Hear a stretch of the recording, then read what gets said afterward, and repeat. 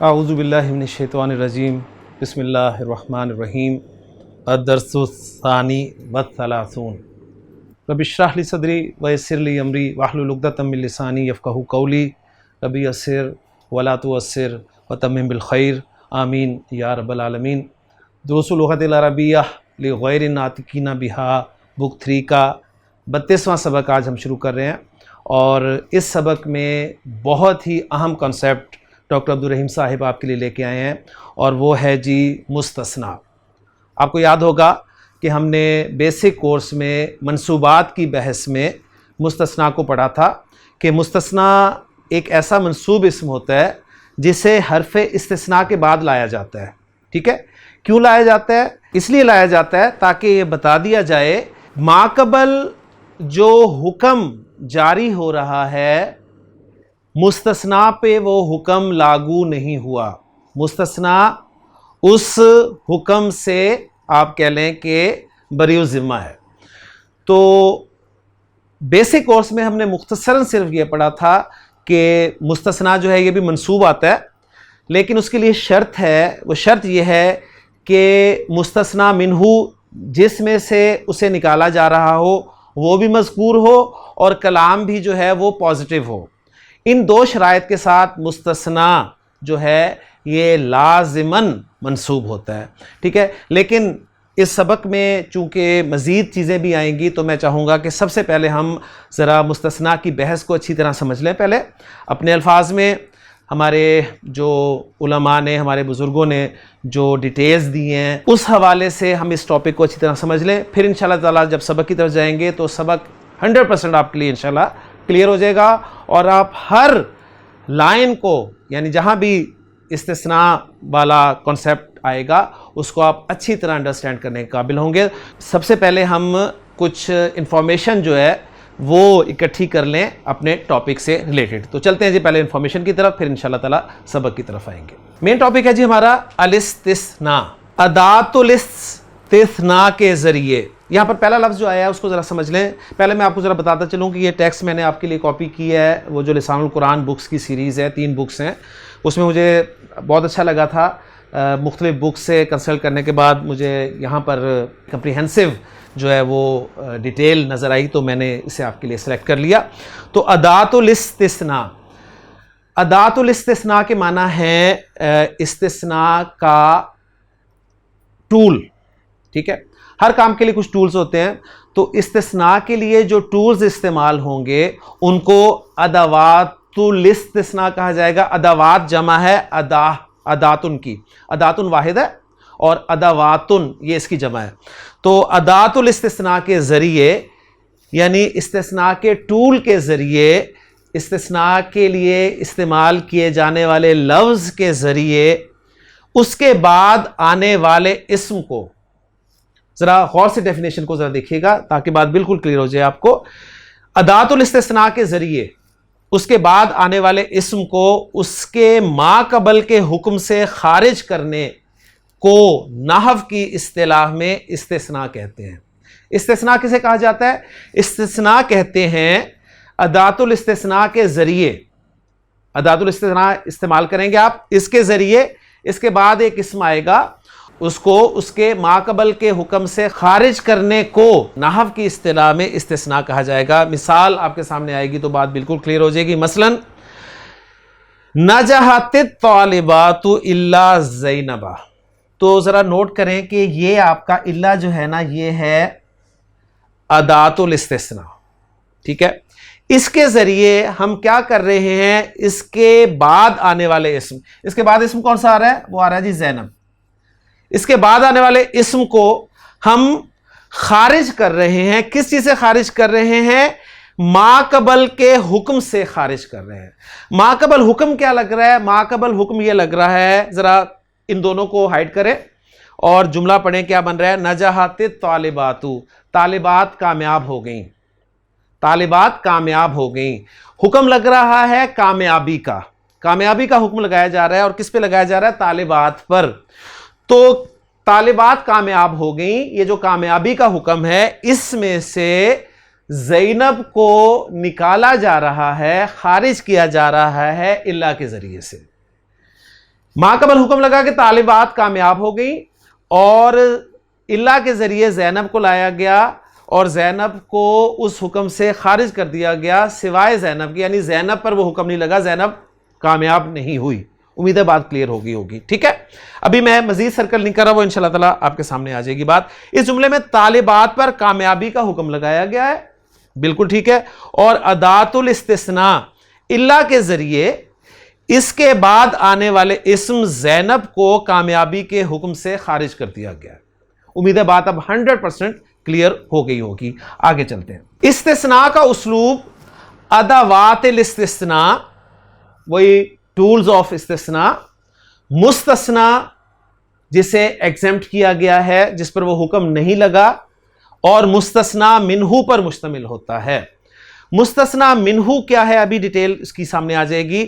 تو دو چیزیں تو آپ نے دیکھ لی تھی پیچھے، ایک آپ کے لیے آ گیا تھا جی ادات الاستثناء اللہ، اور ایک آ گیا زینب جسے ہم نے مستثنیٰ کہا۔ اب جو مستثنیٰ منہ ہے نا، یعنی جس میں سے نکالا جائے گا اسے مستثنیٰ منہ کہیں گے، تو الطالبات جو ہیں یہ مستثنیٰ منہ کہلائیں گی، ٹھیک ہے۔ تو یہاں پر میں نے کلیئر کر دیا، مزید آگے چلتے ہیں تو کلیئر ہو جائے گی جی۔ ادوات الاستثناء وہ کلمات جن کے ذریعے استثناء کیا جاتا ہے، یعنی وہ کلمات، وہ الفاظ جن کے ذریعے استثناء کیا جاتا ہے، وہ 8 ہیں، ان کے مطابق 8 ہیں۔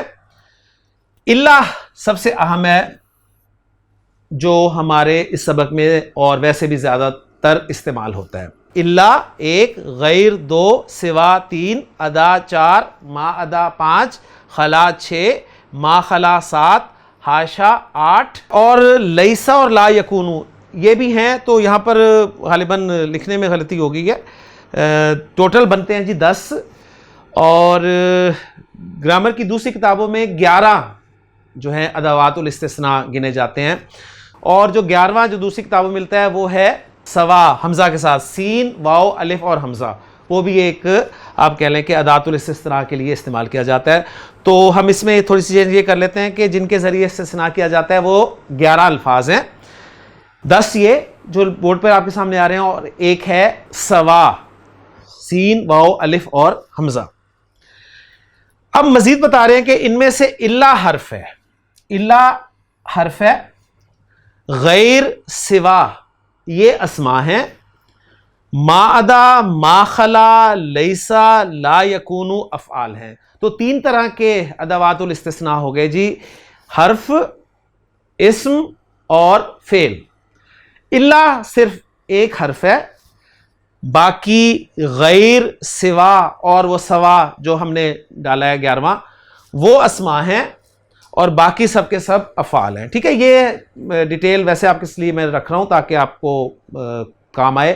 سبق میں ان سب کی ضرورت نہیں پڑے گی ہمیں، اور باقی بھی ہمارا جتنا آپ کہہ لیں قرآن فہمی کے لیے ہمیں جتنی گرامر چاہیے اس میں بھی شاید ہمیں ضرورت نہ پڑے۔ اللہ اور غیر یہ زیادہ استعمال ہوئے ہیں، بلکہ اللہ زیادہ استعمال ہوئے، تو اسی پہ ہم فوکس کریں گے انشاءاللہ تعالیٰ، ٹھیک ہو گیا۔ اچھا مزید بتا رہے ہیں کہ اور ادا، خلا اور حاشا، ادا، خلا اور حاشا افعال بھی بن سکتے ہیں اور حروف جارہ بھی۔ اب یہ ڈیٹیل ہے، اس کو فی الحال چھوڑ دیتے ہیں۔ ایک چیز آگے جی ادوات الاستثناء، دوسری آگے جی مستثنیٰ، وہ اسم جسے جملے کے اعرابی حکم سے خارج کیا جاتا ہے مستثنیٰ کہلاتا ہے۔ مستثنیٰ ادوات الاستثناء کے فوراً بعد آتا ہے، جیسے آپ نے دیکھا تھا نجحت الطالبات الا زینبا، تو زینب جو ہے وہ فوراً بعد آیا ہے اللہ کے، ٹھیک ہو گیا۔ مستثنیٰ منہ، جس اسم کے لیے حکم ثابت کیا جاتا ہے وہ مستثنیٰ منہ کہلاتا ہے۔ ایک حکم ثابت کیا جا رہا ہوگا جی کسی اسم کے لیے، جس اسم کے لیے وہ حکم ثابت کیا جاتا ہے اسے مستثنیٰ منہ کہتے ہیں، اور یہ ادات الاستثناء سے پہلے آتا ہے۔ تو ادات الاستثناء آپ کہتے ہیں کہ درمیان میں ہوگا، اس سے پہلے مستثنیٰ منہ ہوگا، اور اس کے اللہ یعنی یا ادات الاستثناء ہے اس کے فوراً بعد مستثنیٰ ہوگا، ٹھیک ہو گیا۔ مذکورہ بالا مثال نجحت طالبات الا زینبا میں زینب مستثنیٰ، الطالبات مستثنیٰ منہ ہے، ٹھیک ہو گیا۔ ماشاءاللہ یہ چیزیں ہم اچھی طرح سمجھ سکیں۔ اسلوب استثناء کی تفصیل جاننے سے پہلے چند اصطلاحات کا سمجھ لینا بہت ضروری ہے، یہ پوائنٹ ہے جی۔ یہ آپ کو اصطلاحات جو ہیں پتہ ہونی چاہیے تاکہ سبق میں جب میں یہ استعمال کروں آپ کے لیے تو آپ کو کوئی مشکل پیش نہ آئے۔ الکلام التام، کلام تام اس کو ہم آسان الفاظ میں کہہ سکتے ہیں، وہ کلام جس میں مستثنی منہ مذکور ہو، جس میں مستثنی منہ مذکور ہو، کلام ہوگا جی جس میں مستثنی منہ مذکور ہوگا اسے کلام تام کہا جائے گا۔ مثلا حضر القوم الا زیدن، حضر القوم الا زیدن، لوگ حاضر ہوئے سوائے زید کے، تو مستثنی منہ مذکور ہے تو یہ کلام جو ہے یہ کہلائے گا کلام تام، ٹھیک ہے، اس میں مستثنی منہ قوم مذکور ہے۔ الکلام الناقص، کلام ناقص، ناقص کلام کہیں گے وہ کلام جس میں مستثنی منہ مذکور نہ ہو، ٹھیک ہے، جس میں مستثنی منہ مذکور نہ ہو، مثلا ما حضر الا زید، اب یہاں پر آپ دیکھیں کہ مستثنی منہ مذکور نہیں ہے، تو گویا دو صورتیں ہمارے سامنے آ گئی کہ یا تو مستثنی منہ مذکور ہوگا یا مستثنی منہ مذکور نہیں ہوگا۔ اگر مستثنی منہ مذکور ہوگا تو اس کلام کو کہیں گے کلام تام، اور پوری ٹرمینالوجی اس کے لیے استعمال کریں تو کہیں گے الکلام التام، اور اگر مستثنی منہ مذکور نہیں ہوگا تو ہم اسے کہیں گے کلام ناقص، یعنی الکلام الناقص، ٹھیک ہو گیا۔ تو اس میں بتا رہے ہیں کہ ما حضر الا زید میں مستثنی منہ یعنی حضر کا فاعل مذکور نہیں ہے، ٹھیک ہو گیا جی۔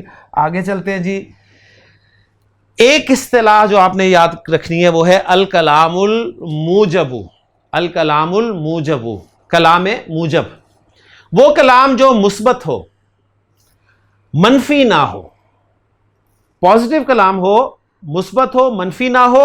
مثلا درست طالب اللیلہ الا قلیلا، طالب علم نے رات کو پڑھا سوائے تھوڑا، یعنی تھوڑی رات اس میں سے نکال دی، تو اللیل میں سے قلیل کو نکالا گیا ہے، ٹھیک ہے۔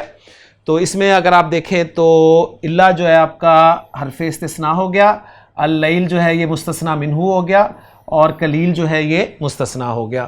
تو اب ذرا نوٹ کریں، جو کلام ہے درست طالب اللیلہ یہ آپ کا مثبت کلام ہے، نیگیٹو نہیں ہے۔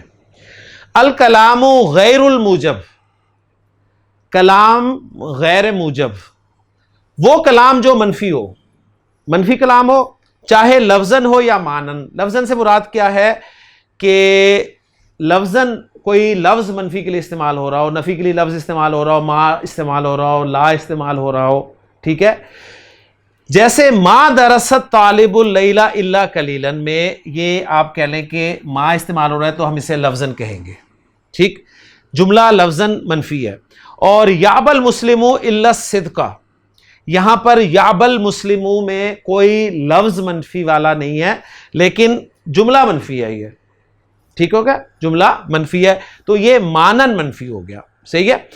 نہیں استفہام انکاری اور استفہام توبیخی وغیرہ بھی نفی کے حکم میں داخل ہوتے ہیں۔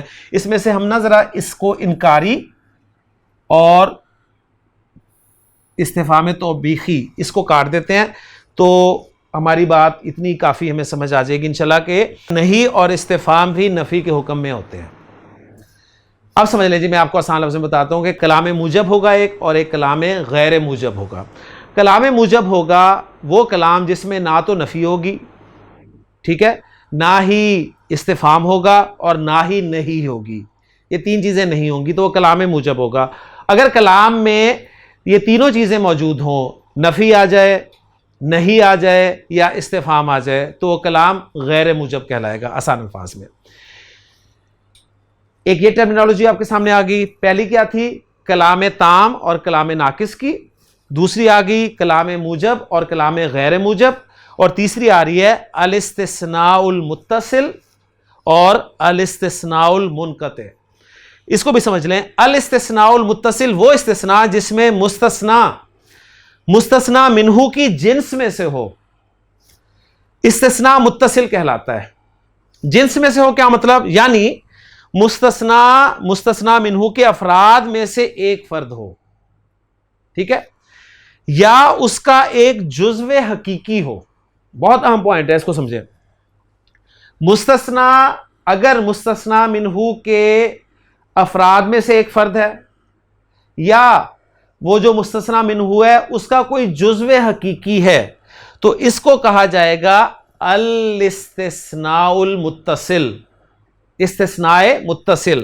مثال دیکھیں، اکلت الارنب المشویہ، اکلت الارنب المشویہ، میں نے کھایا الارنبا خرگوش، المشویہ بھنا ہوا، میں نے بھنا ہوا خرگوش کھایا، الا الیدا سوائے ہاتھ کے. ہاتھ کے، اب ہاتھ دیکھیں کس کا ہاتھ ہے؟ خرگوش کا ہی ہاتھ ہے نا. یعنی اگر آپ کو خرگوش عجیب لگ رہا ہے تو یہاں پر آپ اردو میں سمجھنے کے لیے چکن سمجھ لیں، ٹھیک ہے. آپ کہتے ہیں کہ جی میں نے بھنا ہوا چکن کھایا سوائے لیگ پیس کے. بات سمجھ میں آ رہی ہے؟ تو لیگ پیس جو ہے وہ چکن کا ایک جزو حقیقی ہے. بات سمجھ میں ہوگی نا. یہ بتا رہے ہیں آپ کو کہ الاستثناء المتصل کیا ہوگا.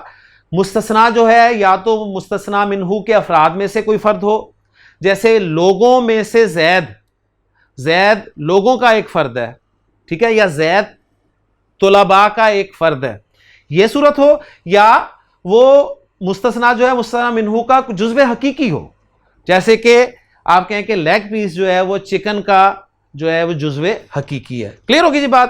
اس میں مستثنا الید مستثنا منہو الارنبا یعنی الارنب کا جزو حقیقی ہے، اور حضرت طلاب الا زیدن میں مستثنا زید مستثنا منہو الطلاب کا ایک فرد ہے. بات الحمدللہ امید ہے کلیئر ہو گئی ہے.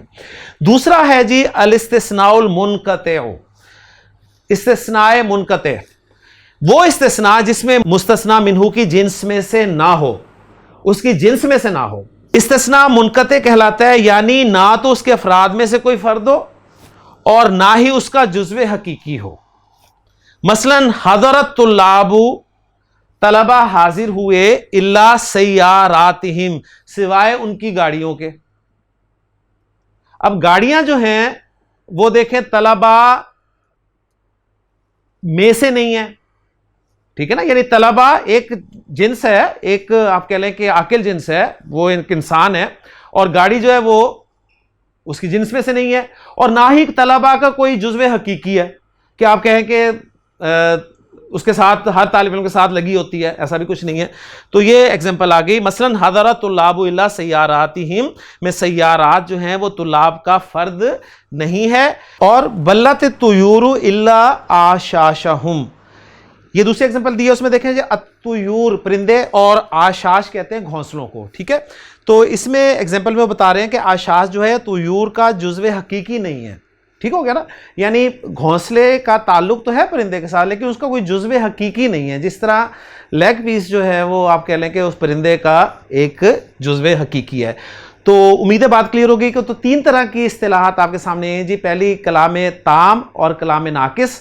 کلام تام جس میں مستثنا منہو مذکور ہو، جس میں مذکور نہ ہو وہ کلام ناقص. پھر اس کے بعد کلام موجب. موجب کلام وہ جس میں نہ تو نفی ہو، نہ نہیں ہو، اور نہ ہی استفہام ہو. اور غیر موجب جس میں یہ تینوں چیزیں ہوں وہ غیر موجب ہوگا. استثناء متصل، مستثنا جو ہے وہ مستثنا منہو کا ایک فرد ہو، ٹھیک ہے، اس کا ایک فرد ہو یا اس کا کوئی جزو حقیقی ہو. اور مستثنا منقطع جس میں مستثنا جو ہے مستثنا منہو کا نہ تو فرد ہو اور نہ ہی اس کا کوئی جزو حقیقی ہو. امید ہے بات کلیئر ہو گئی ہوگی. اس کے بعد ایک چھوٹا سا پوائنٹ یہ بھی نوٹ کر لیں، بڑا اہم پوائنٹ ہے کہ وقوع المستثنا جملہ، استثناء منقطع ہو یا متصل ہو، مستثنا جملہ بھی ہو سکتا ہے. وہ کہہ رہے ہیں کہ مستثنا جو ہے وہ جملہ بھی بن سکتا ہے چاہے آپ کا استثناء متصل ہو یا منقطع ہو. جملہ اسمیہ بھی ہو سکتا ہے اور جملہ فعلیہ بھی ہو سکتا ہے. اور اس صورت میں مستثنا کا اعراب جو ہے وہ محلن ہوگا، یعنی محلن ہم اسے اس کا اعراب جو ہے وہ ڈکلیئر کریں گے. جیسے قرآن مجید کی ایگزامپل ہے تو اس لیے میں یہ بھی پوائنٹ آپ کے لیے لے آیا ہوں کہ لست علیہم بمسیطر الا من تولا وکفر فیعذبہ اللہ العذاب الاکبر. تو اس میں آپ دیکھیں اللہ کے بعد جو استعمال ہو رہا ہے وہ من تولا، ایک جملہ بن رہا ہے من تولا وکفر فیعذبہ اللہ العذاب الاکبر. وہ ایک جملہ آپ کہہ لیں کہ شرطیہ بن رہا ہے، ٹھیک ہے. تو یہ جملہ جو ہے یہ مستثنا کے طور پر آ رہا ہے اور من تولا اینڈ تک جملہ اسمیہ بن رہا ہے. فی محل نصب علی الاستثناء المنقطع من الضمیر ہم. ٹھیک ہو گیا. تو ہم کی ضمیر جو ہے نا ہم میں سے، یعنی ہم وہ ہے آپ کہہ لیں کہ مستثنا منہو، اور اس میں سے استثناء منقطع کے طور پہ یہ استعمال ہو رہا ہے، من تولا و کفر فیعذبہ اللہ العذاب الاکبر۔ تو الحمدللہ جی پوری ڈیٹیل آپ کے سامنے آ گئی ہے، تو اب اس کو اچھی طرح اپنے ذہن میں رکھیں، ٹرمینالوجیز، استثناء کیا ہے، ادات الاستثناء فوراً 11 آپ کے ذہن میں آ جائیں، ٹھیک ہے، اور مستثنیٰ کسے کہتے ہیں، مستثنیٰ منہ کیا ہوتا ہے، کلام تام کیا ہے، کلام ناقص کیا ہے، کلام موجب کیا ہے، کلام غیر موجب کیا ہے، استثناء متصل کیا ہے، استثناء منقطع کیا ہے، یہ ساری چیزیں آپ کے سامنے ہوں گی، تو انشاءاللہ تعالیٰ آپ کو سبق میں پریشانی نہیں ہوگی۔ تو انشاءاللہ تعالیٰ اگلے لیکچر میں ایک چیز میں آپ کے سامنے اور رکھوں گا انشاءاللہ تعالیٰ، اعراب کے حوالے سے، مستثنیٰ کے اعراب کے حوالے سے، اور پھر اس کے بعد ہم سبق انشاءاللہ شروع کریں گے۔ تو 100% آپ کو انشاءاللہ اس لیکچر کو، اس سبق کو پڑھنے میں مزہ آئے گا انشاءاللہ، اور اس کو آپ اچھی طرح سمجھ بھی جائیں گے۔ تو انشاءاللہ اگلے لیکچر میں آپ سے ملاقات ہوتی ہے جی۔ سبحانک اللہم و بحمدک، اشہد ان لا الہ الا انت، استغفرک و اتوب الیک۔